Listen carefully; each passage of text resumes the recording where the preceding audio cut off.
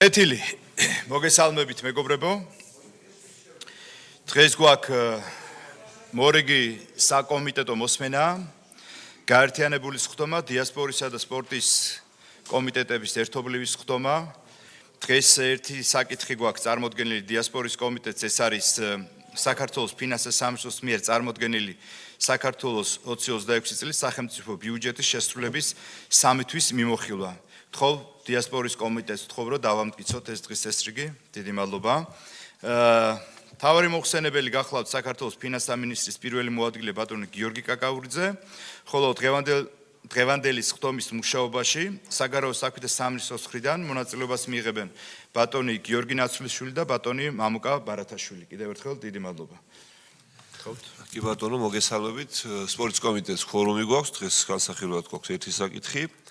საქართველოს ფინანსთა სამინისტროს მიერ წარმოდგენილი საქართველოს 2026 წლის სახელმწიფო ბიუჯეტის შესრულების 3 თვის მიმოხილვა. მოხსენებელი გახსოვთ ფინანსთა მინისტრის პირველი მოადგილე გიორგი კაკაურიძე და ჩვენ სპორტის სამინისტროდან გვესწრებიან მინისტრის მოადგილე ირაკლი დოლაბერიძე და ეკონომიკური დეპარტამენტის უფროსი გიორგი ბოლათაშვილი. ხო, დავამტკიცოთ კომიტეტის დღის წესრიგი. მადლობა. ბატონო გიორგი, გთხოვთ.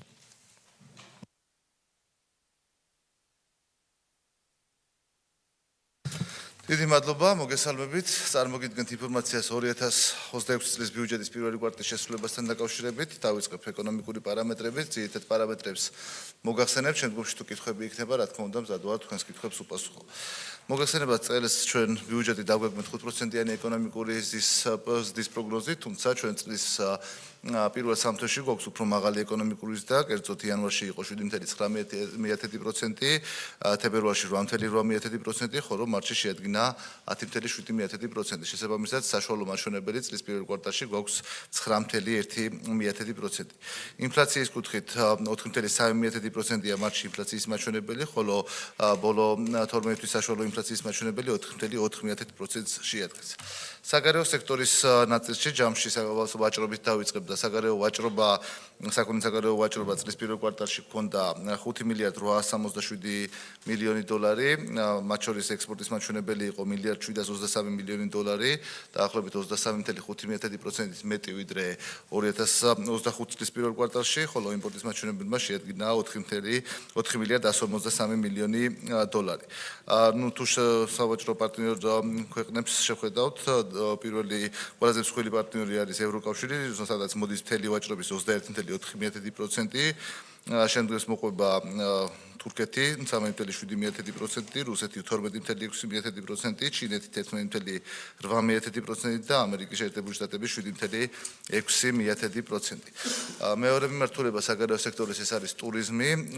მოგეხსენებათ, ტურისტს გარკვეული გამოწვევები ჰქონდა წელს რეგიონში არსებული კონფლიქტიდან და საომარი მდგომარეობიდან გამომდინარე. მიუხედავად ამისა, ჩვენს ქვეყანას პირველ კვარტალში ეწვია 1.170.000 ვიზიტორი, მათ შორის ტურისტული ვიზიტორების რაოდენობა შეადგინა 997.000, დაახლოებით 4% არის გაზრდილი, რაც შეეხება ზრდის მიმართულება იყო ყველაზე მნიშვნელოვანი და ევროკავშირის ქვეყნებიდან, დაახლოებით 30%-ით გაიზარდა ტურისტული ვიზიტორების რაოდენობა ევროკავშირიდან, ხოლო შემცირება გვაქვს ისრაელიდან, დაახლოებით 7.5%-ით, თუმცა ჯამში პირველ კვარტალში 829 მილიონ დოლარზე მეტი მივიღეთ ქვეყანამ შემოსავალი ტურიზმიდან, რაც გასული წლის მაჩვენებელს მცირედით 0.5%-ით აღემატება. ანუ შეიძლება ითქვას, რომ მიუხედავად ამ კონფლიქტური მდგომარეობისა, ფრენების შეზღუდვის და ასე შემდეგ, პირველ კვარტალში დანაკლისი ტურიზმის კუთხით არ ჰქონია. რაც შეეხება ფულად გზავნილებს, წლის პირველ კვარტალში გაზრდილია ფულადი გზავნილების მაჩვენებელი 14.4%-ით და 800 მილიონ დოლარამდეა, 797 მილიონი დოლარია. ნაერთი ბიუჯეტის კუთხით მოგახსენებთ შემოსავლების ნაწილს, ჩვენ წლის პირველ კვარტალში მივიღეთ 6 მილიარდ 952 მილიონი ლარის შემოსავლები, რაც დაგეგმილ მაჩვენებელზე აღემატება და 102.6%-ია. მათ შორის გადასახადების სახით მივიღეთ 6 მილიარდ 329 მილიონ ლარზე მეტი, 100.9%-ია. გრანტების სახით მივიღეთ 113.4 მილიონი ლარი, რაც დაახლოებით 4.19%-ია, ხოლო სხვა შემოსავლებში მივიღეთ 499 მილიონ ლარზე მეტი, რაც 130.2%-ია დაგეგმილი მაჩვენებლის. ასევე პრივატიზაციის ნაწილში გვაქვს გადაჭარბება 19 მილიონ ლარზე მეტი მივიღეთ პრივატიზაციიდან, რაც დაგეგმილი მაჩვენებლით 157.8%-ია. ბიუჯეტის დეფიციტი დავალი ჩვენ წლის პირველ კვარტალში როგორც ნაერთი ბიუჯეტის, ასევე ქვეყნის ერთიანი ბიუჯეტის ფარგლებში მქონდა პროფიციტული მაჩვენებელი, ერთ შემთხვევაში 0.24%, ხოლო მეორე შემთხვევაში 0.27%, ხოლო ვალის მაჩვენებელმა პირველი კვარტლის ბოლოსთვის შეადგინა მთლიანში და პროდუქტთან მიმართებაში 31.6%. რაც შეეხება სახელმწიფო ბიუჯეტის ნაწილში, აქ სახელმწიფო ბიუჯეტში ჩვენ ჯამში შემოსავლების სახით მივიღეთ 5.982 მილიონი ლარი, რაც 101.6%-ია დაგეგმილი მაჩვენებლის, მათ შორის გადასახადების სახით მიღებულია 5.593 მილიონი ლარი, რაც 100.5%-ია, გრანტების სახით მივიღეთ 114.6 მილიონი ლარი, რაც 101.9%-ია, ხოლო სხვა შემოსავლებში მივიღეთ 274 მილიონ ლარზე მეტი, რაც 130.9%-ია დაგეგმილი მაჩვენებლის. რაც შეეხება პრივატიზაციას, სახელმწიფო ბიუჯეტში მივიღეთ 65 მილიონ 600.000 ლარამდე, აქაც შესრულება მაღალია და 163.9%-ია, ხოლო სესხების დაბრუნების ნაწილში მივიღეთ 75 მილიონ ლარზე მეტი და 115%-ს აჭარბებს შესრულების მაჩვენებელი. რაც შეეხება ვალდებულებების ნაწილში, ჩვენ წლის პირველ სამთვეში საშინაო ფასიანი ქაღალდების გამოშვებით მივიღეთ 200 მილიონ ლარზე მეტი, 138 მილიონი ლარი იყო საინვესტიციო კრედიტების ათვისების მაჩვენებელი, ხოლო პირველ კვარტალში განხორციელდა კიდე ერთი მნიშვნელოვანი, ეს არის ევროობლიგაციების ემისია, 500 მილიონი დოლარის ოდენობით ახალი ევროობლიგაციების გამოშვება განხორციელდა იანვარში და მნიშვნელოვანია, რომ აქ ერთის მხრივ გამოშვებული მოცულობაზე მეტი მოთხოვნა იყო 5.5-ჯერ მეტი იყო, ანუ 5.5-ჯერ აჭარბებდა გამოშვებული თანხის მოცულობას მოთხოვნა ჩვენს ფასიან ქაღალდებზე და მეორე მხრივ ასევე მნიშვნელოვანი იყო, რომ მაღალი მოთხოვნამ და ინვესტორთა დაინტერესებამ გამოიწვია ამერიკის ფასიან ქაღალდების რაც ითვლება ყველაზე ურისკო ფასიან ქაღალდად, მასთან ჩვენი ფასიანი ქაღალდების სხვაობის შემცირება 2.07%-დან 1.55%-მდე. რაც შეეხება ვალების მომსახურებასა და დაფარვას, საგარეო ვალდებულებებზე მიემართა 1.552 მილიონი ლარი და აქ დიდი წილი არის სწორედ ევრობონდის დაფარვის ნაწილი და საშინაო ვალდებულებებზე 409 მილიონი ლარი. რაც შეეხება ბიუჯეტის ხარჯვით ნაწილს, ჩვენ ჯამში სახელმწიფო ბიუჯეტის ნაწილში ვაქვს წლიურად 30.891 მილიონ ლარზე მეტი დაგეგმილი, წლის პირველ კვარტალში საკასრო შესრულებამ შეადგინა 7.218 მილიონი ლარი, რაც კვარტალში დაგეგმილი მაჩვენებლის 91.6%-ია, ხოლო წლიური გეგმიური მაჩვენებლის 23.4%.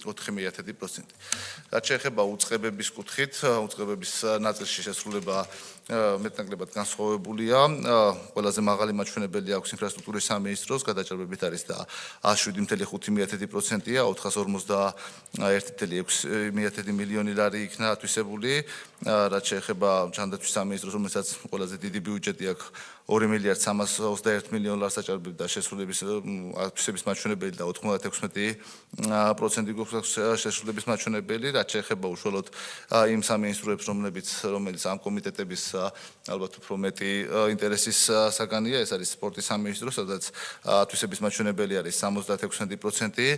აქ შეიძლება ითქვას, რომ მაღალი გეგმა იყო აღებული გამომდინარე იქიდან, რომ წელს მხოლოდ საქართველოში თუ სწორად მახსოვს 30-ზე მეტი საერთაშორისო ღონისძიებაა ჩატარებული და შესაბამისად და მეტი მოცულობით იქნა აღებული პირველ კვარტალში, თუმცა ეს აქტივობები რაც დაგეგმილია ფედერაციების მოთხოვნის შესაბამისად და რაც დამტკიცებული ბიუჯეტი აქვს სპორტულ ფედერაციებს, მოხდება მათი განაწილება და ათვისება ფედერაციების მიხედვით და ის ღონისძიებები, რომლებიც დაგეგმილია საქართველოში, ნაწილი უკვე ჩატარდა საკმაოდ კარგი ორგანიზებით, ასე ვთქვათ, ეს აღინიშნა არა მხოლოდ საქართველოში, არამედ საბამისო საერთაშორისო ფედერაციებსაც ეს აღნიშნეს, ასევე დარჩენილი სხვადასხვა ღონისძიებებიც იქნება იგივე დონეზე ორგანიზებული. რაც შეეხება საგარეო საქმეთა სამინისტროს შემთხვევაში, აქ ათვისების მაჩვენებელი გვაქვს 91.2%, 55 მილიონ ლარზე მეტია ათვისებული და აქაც რაიმე ათვისების შეფერხება არ გვაქვს. დიდი მადლობა, ეს არის ძირითადი პარამეტრები, თუ კითხვებია, რა თქმა უნდა, მზადვარ თქვენს კითხვებს უპასუხო. დიდი მადლობა ბატონ გიორგი, წარმოდგენილი ანგარიშისთვის. მე ვთხოვ კომიტეტის წევრებს კითხვები თუ გვაქვს, რომ დაუსვათ. მანამდე მე მექნებოდა ესეთი კითხვა. ბატონ გიორგი, რაც გაქვთ მონაცემები მოტანილი შემოსავლების ნაწილში გადაჭარბება გვაქვს.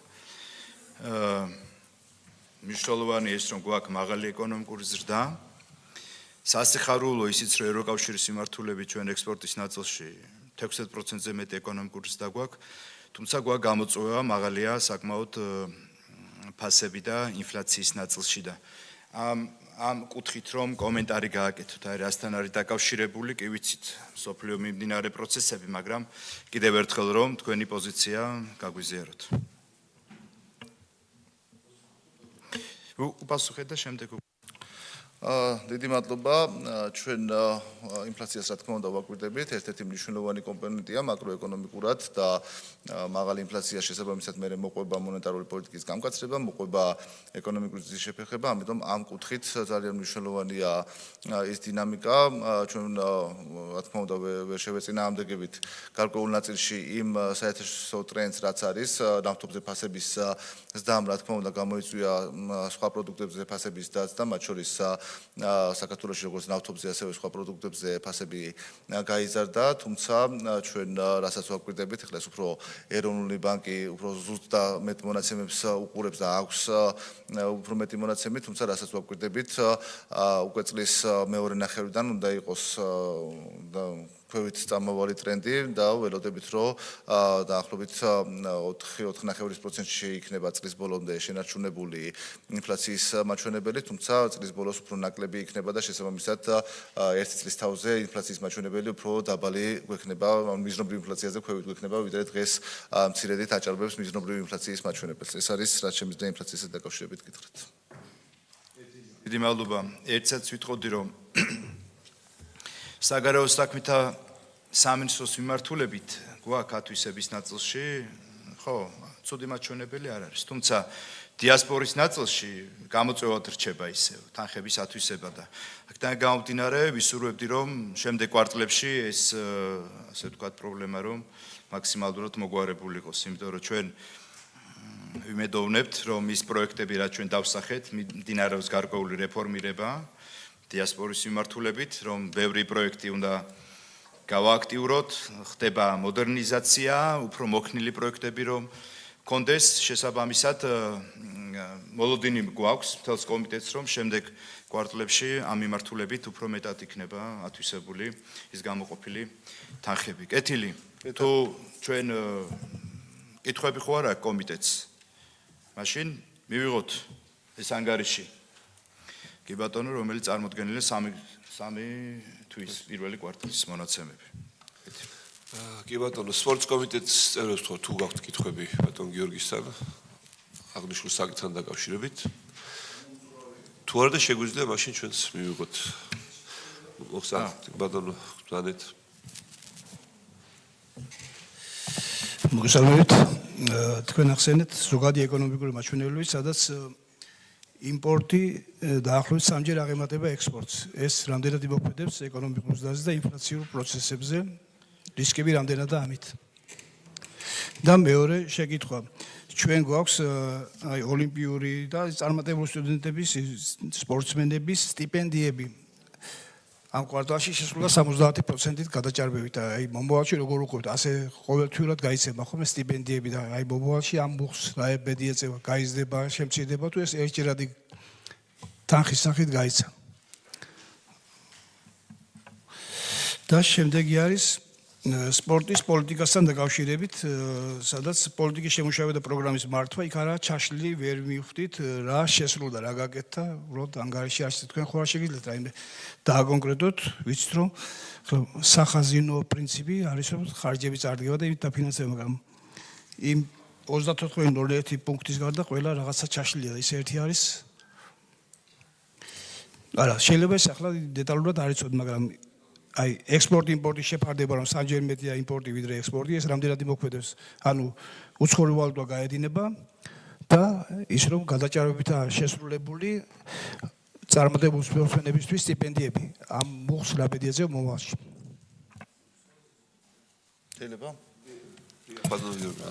პირველ რიგში ბატონო ირაკლი თქვენს კომენტარში გამოვეხმაურები ნამდვილად წლის იმ რეორგანიზაციების და რეფორმებიდან გამომდინარე ძირითადი ღონისძიებები დიასპორის ნაწილში დაგეგმილია წლის მეორე ნახევარში გეგმიური მაჩვენებელიც ესეა ასახული ბიუჯეტის და შესაბამისად წლის მეორე ნახევარი იქნება ამ კუთხით უფრო აქტიური. რაც შეეხება თქვენს კითხვებს მოდი ჯერ უფრო მარტივს უპასუხობ, რომელიც არის სტიპენდიები, ეს დამოკიდებულია იმ საერთაშორისო ჩემპიონატებში ჩვენი სპორტსმენების მიღწევებზე, რომელიც ტარდება როგორც საქართველოში, ასევე სხვა ზღვარგარეთ და მოდი ერთად ვისურვოთ ყველამ, რომ რაც შეიძლება მეტად დაგჭირდეს ამ მიმართულების და გაცილებით მეტი შედეგები გქონდეს, ვიდრე საშუალოდ გვაქვს ხოლმე და ყოველწლიურად მზარდი და რაც იქნება, მაგის შესულს ნამდვილად მოვიძიებთ, რომ შესაბამისი ანაზღაურება ამ სპორტსმენებმა მიიღო. რაც შეეხება ექსპორტის და იმპორტის, არ ვიცი თქვენ რამდენი წლის მონაცემს უყურებთ, თუმცა ზოგადად ის რომ ქვეყანაში იმპორტი უფრო მაღალი მაჩვენებელი გვაქვს ვიდრე ექსპორტი, ეს არის ჩვენი ეკონომიკის ერთ-ერთი მნიშვნელოვანი გამოწვევა და ეს არის მაჩვენებელი, რაც დამოუკიდებელი საქართველოს არსებობს. შესაბამისად, ჩვენი ყოველწლიური ბიუჯეტის ერთ-ერთი მიმართულება არის მათ შორის ემსახურება, რომ რაც შეიძლება მეტად გაიზარდოს ექსპორტი და რიგ შემთხვევაში ჩამოხდეს იმპორტის ჩანაცვლება, თუმცა სრულად ეს რა თქმა უნდა შეუძლებელი იქნება. ჩვენ თუ გვაინტერესებს ეკონომიკაზე ზემოქმედება, უნდა უყუროთ არა კონკრეტულად მხოლოდ ექსპორტისა და იმპორტის მონაცემებს, არამედ ზოგადად მიმდინარე ანგარიშის დეფიციტში რა ხდება, რითი ბალანსდება მიმდინარე ანგარიშის დეფიციტი.